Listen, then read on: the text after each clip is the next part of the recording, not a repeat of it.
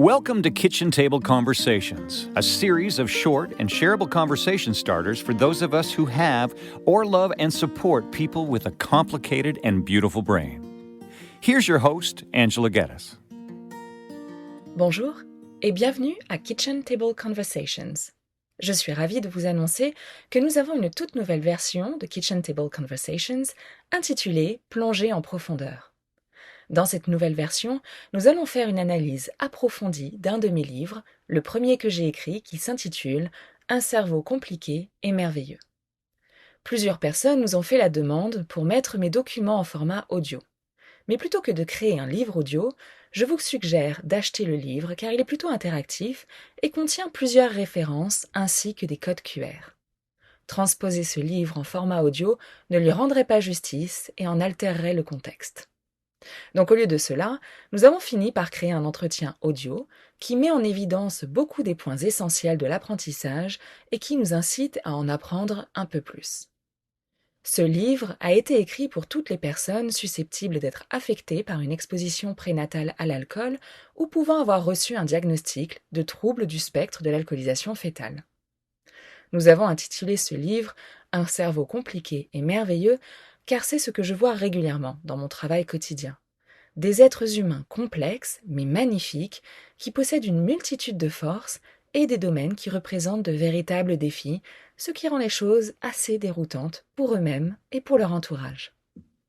Donc dans cet épisode de Plongée en profondeur, vous obtiendrez un résumé audio rapide des principaux messages et de la signification de ces différences cérébrales. Vous apprendrez également l'importance de la compréhension et de la façon dont la compassion change tout. Ce livre va un peu plus loin en proposant des stratégies, des recherches et comme je l'ai mentionné, des codes QR qui vous mènent directement aux preuves probantes et à d'autres expériences vécues. Parce que quand on sait mieux, on fait mieux. Et c'est ainsi que nous prévenons à la fois les incidences et les effets de l'exposition prénatale à l'alcool et à d'autres substances. Alors servez-vous une tasse de thé et rejoignez-moi pour une discussion approfondie qui nous permettra d'en apprendre davantage en explorant un cerveau compliqué et merveilleux. Saviez-vous que le trouble du spectre de l'alcoolisation fœtale, le TSAF, ça pourrait toucher potentiellement un Canadien sur 25? Puis même des chiffres nord-américains récents parlent de 1 sur 12. Ouais. C'est quand même plus fréquent que l'autisme, la paralysie cérébrale, le syndrome de Down, tout ça combiné. C'est énorme comme chiffre. Ça nous met direct dans le vif du sujet du livre d'Angela Geddes, Un cerveau compliqué et merveilleux. Exactement. C'est la source qu'on explore ensemble aujourd'hui. Oui, puis notre but, c'est vraiment de plonger dans ce livre-là pour essayer de comprendre le TSAF comme Geddes nous le présente. On va regarder c'est quoi au juste sa nature souvent cachée, les défis tout au long de la vie. Mais aussi les forces, faut pas oublier ça. Ah oui, c'est crucial, les forces des personnes puis l'importance de comprendre puis de soutenir. Une exploration qui est pas mal nécessaire, je pense, vu ces chiffres-là. Parce que cette réalité-là, nous touche tous, de près ou de loin. Souvent sans qu'on sache. Exactement, sans qu'on s'en rende compte. Bon, alors commençons par la base. Le livre, il se base sur la définition de CANAFESD. C'est quoi le TSF selon eux? OK, alors CANAFESD, en 2019, ils ont défini le TSAF comme un terme diagnostique global. OK. Ça décrit les impacts permanents sur le cerveau puis le corps qui viennent d'une exposition à l'alcool avant la naissance, l'EPAL. OK. Puis c'est permanent. Oui, il faut vraiment comprendre ça. Et c'est un handicap permanent. Pour toute la vie. Impact permanent. Oh. Ça doit toucher large, j'imagine. C'est quoi les domaines qui sont affectés typiquement? Ça varie énormément d'une personne à l'autre. C'est pour ça qu'on parle d'un spectre, tu sais. Mm-hmm. Mais souvent, on voit des effets sur les compétences motrices, la santé physique en général, l'apprentissage, la mémoire, l'attention. La communication aussi. Oui, la communication, la façon de gérer ses émotions, les habiletés sociales. C'est vraiment un portrait unique pour chaque personne, là. Un mélange de force puis de défis qui lui est propre. Le livre insiste sur un point, l'exposition prénatale à l'alcool, ce serait la principale cause évitable de déficience intellectuelle puis développementale dans le monde occidental. Et c'est majeur, ça. C'est quand même fou comme info. C'est un rôle central du livre. Puis Geddes, elle insiste aussi sur quelque chose qui va un peu contre l'idée qu'on se fait souvent. Ah oui? Quoi donc? C'est le côté invisible du staff. Beaucoup de monde imagine des traits physiques, tu sais, au niveau du visage. Oui, cette image-là est forte. Mais la réalité, c'est que plus de 90% des personnes avec un staph, ils n'ont pas ces signes-là. Ah, OK! Ça doit rendre le diagnostic puis la compréhension encore plus compliquée si on voit rien de l'extérieur. Exactement. Puis Geddes utilise une image assez forte pour décrire comment le cerveau est touché, l'image du buckshot. Oui, les plombs de chasse. Explique-nous ça. C'est comme si l'alcool, pendant le développement du cerveau, agissait comme une volée de plomb de chasse, là. Les dommages sont diffus un peu partout, aléatoires. OK. Fait que certaines zones du cerveau peuvent être très atteintes, alors que d'autres sont comme intactes. Ah, je vois. C'est ça qui explique pourquoi le profil de compétence est souvent si inégal. Une personne peut être super bonne dans un domaine puis avoir d'énormes difficultés dans un autre. Ça doit être déroutant, ça, pour la personne puis pour l'entourage aussi. Vraiment? Puis ça nous ramène au décalage qu'on voit entre la prévalence. On parle de 4 à 5 au Canada, peut-être même 8 en Amérique du Nord, puis des taux de diagnostic qui sont très, très bas. Oui, le livre donne un exemple pour l'Ontario qui est assez frappant. Oui, ce chiffre de 99,5 des besoins de d'évaluation qui seraient pas comblés. C'est énorme. Même avec des estimations prudentes, là. Exact. Ça montre qu'il y a un vrai problème systémique. Un manque d'accès aux services, un manque de reconnaissance, de compréhension de ce trouble-là. Gagorol, justement, comment ces défis-là se manifestent dans la vie de tous les jours aux différentes étapes. Commençons par les bébés, les tout-petits. C'est quoi les signes précoces? Mais chez les nourrissons, Geddes parle souvent d'une hypersensibilité sensorielle. Une grosse réaction à la lumière, au bruit, même au toucher. On voit aussi souvent beaucoup d'irritabilité, des problèmes pour boire, pour la succion, puis des troubles du sommeil qui durent. Des affaires qui, si tu les prends séparément, pourraient passer pour des coliques ou juste un bébé, mettons, plus difficile. Exactement. Puis ça peut être mêlant pour les parents. Le livre parle aussi des enjeux d'attachement qui peuvent survenir. Ah oui? Comment ça? Le bébé peut réagir bizarrement au réconfort physique. Un câlin qui est supposé calmer pourrait au contraire le surstimuler ou le rendre plus agité. Wow! Ça doit être difficile pour les parents, ça, de se sentir comme rejetés ou impuissants. Très déstabilisant. Oui, ça peut fragiliser le lien au début. Puis après, à l'âge préscolaire, Geddes dit que c'est parfois vu comme une période plus facile. Les problèmes disparaissent-tu? Non, pas vraiment, mais ils sont peut-être moins évidents ou on les interprète autrement, là. Les demandes sont moins grandes qu'à l'école. OK. L'enfant est souvent décrit comme affectueux, curieux, il veut vraiment plaire, mais on peut aussi voir une affection un peu trop large, mettons. Un manque de conscience du danger, de la misère à comprendre les limites sociales.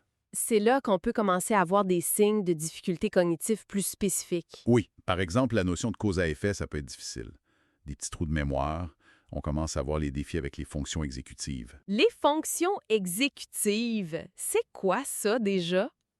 C'est les compétences du cerveau qui nous aident à planifier, s'organiser, être flexible dans notre tête, contrôler nos impulsions. OK, je vois. Puis c'est souvent là qu'apparaît ce que Geddes appelle la confabulation. La confabulation. Le livre insiste là-dessus, hein? C'est pas mentir volontairement, hein? Non, exact. Puis c'est super important de faire la différence. La personne ne cherche pas à tromper. C'est que sa mémoire a des trous, puis elle va remplir ces trous-là avec des infos qui semblent logiques, mais qui sont souvent pas exactes. C'est comme involontaire? C'est ça. C'est lié aux atteintes du cerveau. Mais le diagnostic formel du TSAF à cet âge-là, ça reste difficile. Puis là arrive l'école. J'imagine que ça se corse. Oui, parce que l'école, ça augmente les exigences en flèche, autant pour apprendre que pour interagir avec les autres. Faut gérer des concepts abstraits, travailler seul. Exactement. Gérer les relations dans la cour d'école. C'est là que les difficultés qui étaient peut-être plus cachées avant deviennent souvent plus visibles et plus problématiques. C'est quoi les défis scolaires qu'on voit le plus souvent selon Gatiss? Un gros besoin de soutien individualisé, ça c'est fréquent. Éducation spécialisée, de l'aide en lecture, en maths. Les maths, j'entends souvent ça. Oui, les maths, c'est souvent un défi majeur. Ça demande de l'abstraction, de la mémoire pour les étapes. La mémoire à court terme, la mémoire de travail, celle qu'on utilise pour retenir une info puis faire quelque chose avec, c'est souvent difficile. La compréhension de lecture aussi, j'imagine, la pensée abstraite. Tout à fait. Comprendre les nuances dans un texte, saisir les idées abstraites, c'est compliqué. Puis on s'imagine bien que si tu as de la misère à suivre, à comprendre, ça doit jouer sur le comportement en classe. Inévitablement. Quand tu es tout le temps en échec, frustré, que tu comprends pas ce qu'on attend de toi, Ça crée beaucoup d'anxiété. Ça peut sortir comment? Ben, ça peut être des comportements perturbateurs, de l'opposition, ou au contraire, l'enfant se referme sur lui-même. L'école peut devenir vraiment un endroit stressant, même hostile. GDS parle même de parcours scolaire difficile. Oui, avec des changements d'école fréquents, puis même des placements en famille d'accueil qui ne marchent pas parce qu'on ne comprend pas bien les besoins puis qu'on n'a pas les bonnes stratégies. C'est comme si le moule scolaire standard était juste à l'assez pas adapté pour ces jeunes-là à cause de l'effet buckshot dans leur cerveau. Après l'adolescence, le livre dit que les défis s'amplifient encore. C'est souvent une période très difficile, oui. Le décalage entre l'âge réel puis la maturité émotionnelle, sociale, cognitive devient plus évident. Puis ça mène au rejet par les autres jeunes. Souvent, oui. Les autres ados comprennent pas ces différences-là. Fait que l'estime de soi, qui était peut-être déjà fragile, elle prend un coup dur. Le risque de dépression, d'anxiété augmente. Le livre parle aussi d'une plus grande vulnérabilité à cet âge-là. Tout à fait. Une forte suggestibilité, c'est mentionné. L'ado peut être facilement influencé, parfois par des mauvaises personnes, puis se retrouver dans des situations risquées. Il y a aussi la dysmaturité. Oui, c'est cette tendance à vouloir être soit avec des plus jeunes, parce qu'ils se sentent plus à l'aise socialement, soit avec des plus vieux, ce qui augmente le risque de se faire exploiter ou d'être victime. Le risque d'avoir des problèmes avec la justice est aussi mentionné avec un chiffre qui fait réfléchir. Oui, le 68 % de démêlés avec la justice. Mais Geddes est clair là-dessus, là. Cette statistique-là, comme bien d'autres chiffres sur les difficultés, ça concerne surtout la petite partie des gens qui ont eu un diagnostic de TSAF. Souvent ceux qui ont les parcours les plus compliqués. Exactement. Fait qu'on peut pas juste appliquer ça à tout le monde qui a été exposé à l'alcool avant de naître.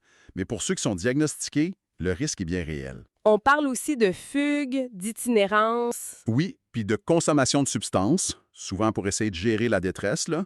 L'agressivité aussi, parfois contre soi, parfois contre les autres. C'est souvent un cri d'alarme, une incapacité à dire autrement que ça va pas.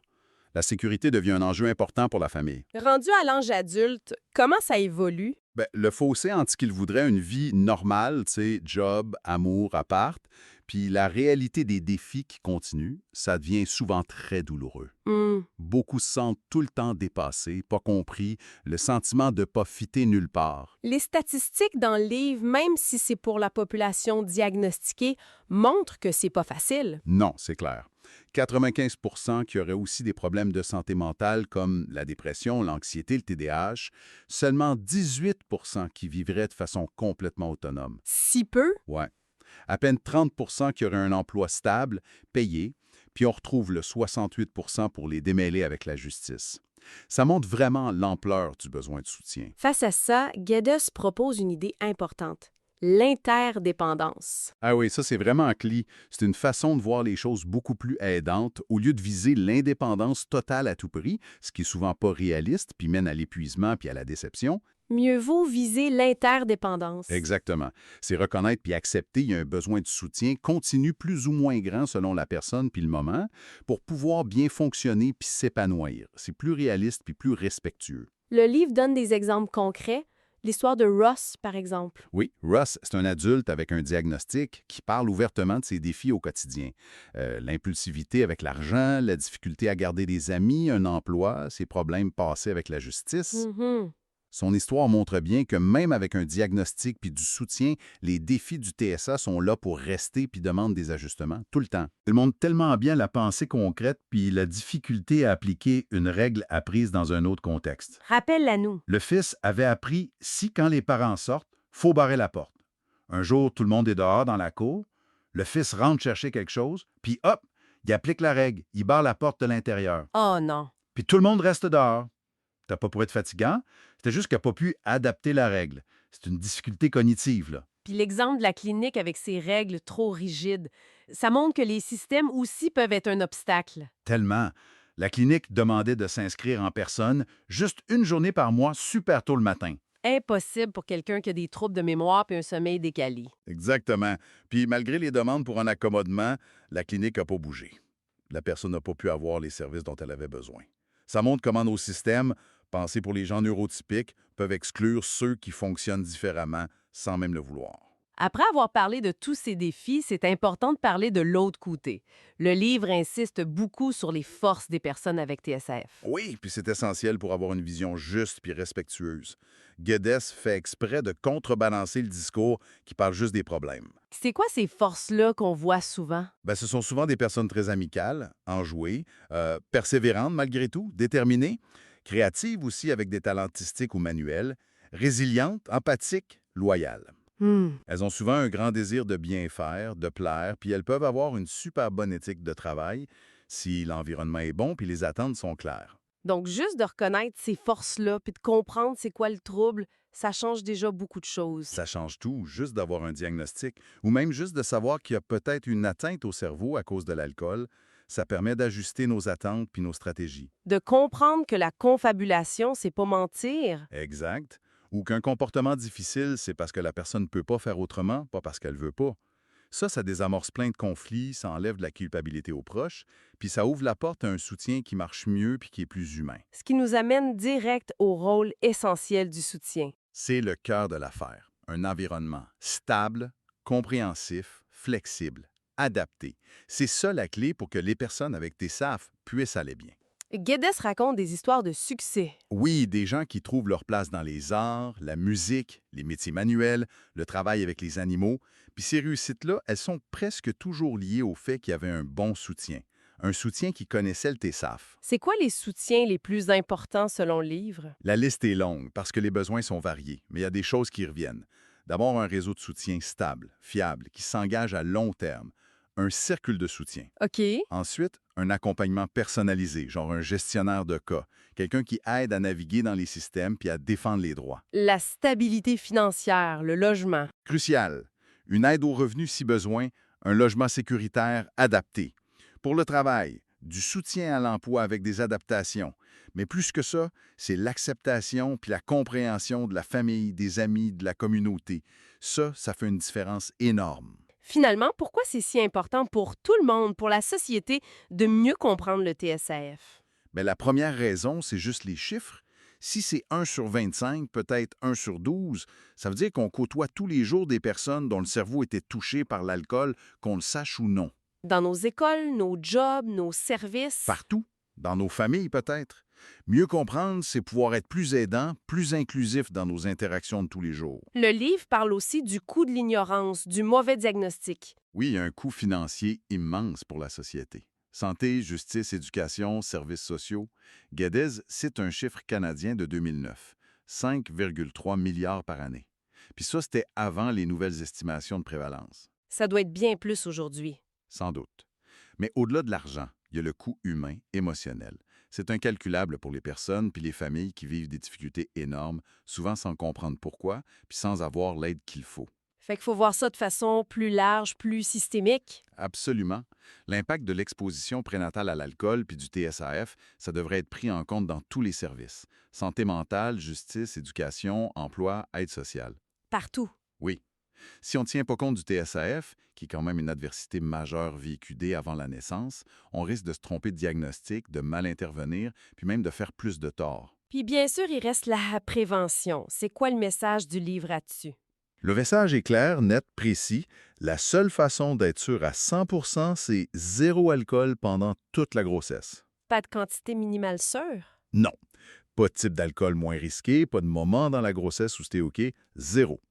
Puis Guedes ajoute qu'il faut en parler avant même de penser à concevoir, puis impliquer les deux parents potentiels. Parce que la consommation du père pourrait aussi jouer. Il y a des recherches qui pointent dans cette direction-là, oui. C'est un sujet délicat, on sait. Il y a de la culture là-dedans, de la gêne. Oui, faut aborder ça sans jugement, c'est sûr, mais l'info doit être claire, facile à comprendre, puis basée sur la prudence, la sécurité du bébé avant tout. Bon, si on résume les points forts de notre exploration d'un cerveau compliqué et merveilleux aujourd'hui, qu'est-ce qu'on retient? Je dirais 3 choses importantes. 1.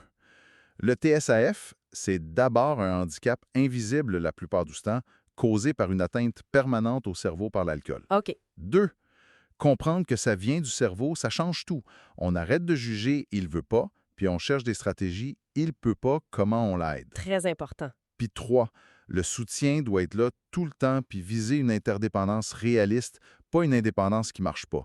tout ça en misant sur les forces uniques de la personne. Compréhension, soutien adapté, puis reconnaître les forces, les ingrédients clés. Alors, pour finir, une question pour réflexion.